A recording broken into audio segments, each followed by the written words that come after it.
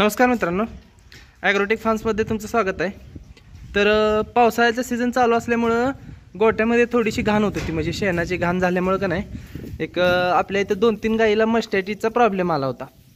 मग आपण लगेच क्युअर केलेले आहेत, लगेच झाल्या औषध पाणी करून नीट झालेल्या आहेत गाई।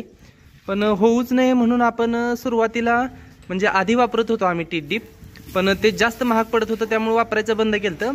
तर आपण आता काय केलंय, स्वस्तातला पर्याय आणलाय टीट डीपला। तर पोटॅशियम परमॅग्नेट म्हणून एक पावडर मिळते केमिकलच्या दुकानात। मग ती जी पोटॅशियम परमॅग्नेटची पावडर आहे ती आणलेली आहे आपण। तर आमच्या इथं ती 100 रुपयाला पाव किलो मिळालेली आहे मला।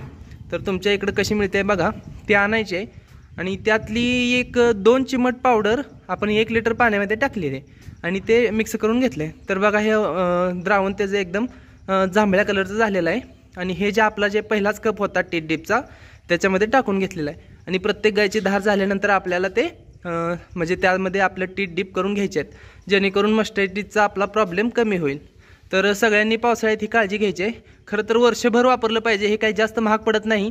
पाव किलो जवळपास मला हे 6 महिने जाईल का किंवा त्याच्यापेक्षा जास्तच जाईल। फक्त 2 चिमट वापरलेला आहे, त्यात हे एवढं झालेलं आहे, म्हणजे 1 लिटर द्रावण तयार होते। तर सगळ्यांनी ह्याचा प्रयोग करायचा आहे आणि स्वस्तात कमी खर्चात आपल्याला मस्टॅटिसपासून बचाव करता येईल। धन्यवाद। तर दूध काढून झालेलं आहे, त्याच्यानंतर कासेत थोडं दूध राहतं, मशीननं पुरं निघत नाही म्हणून आपण थोडंसं सगळं दूध काढून घेतोय, चिटून घेतोय नंतर ना।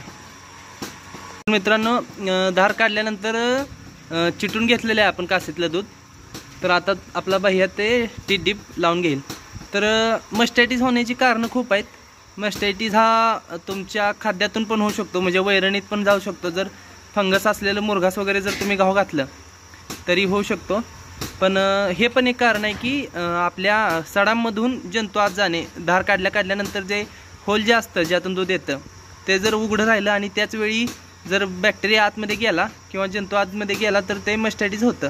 मग त्यासाठी आपल्याला काय करायचं आहे, व्यवस्थित चिटून घेतल्यानंतर बुडवून घ्यायचं आहे आणि दूध पण पूर्ण चिटून घेतलं पाहिजे। कासेतलं दूध जरी राहिलं तरी पण मस्टॅटिस होतो, हे काय आपल्याला माहीतच आहे। तर आता भैया आपला बुडवून घेईल टीट डीप।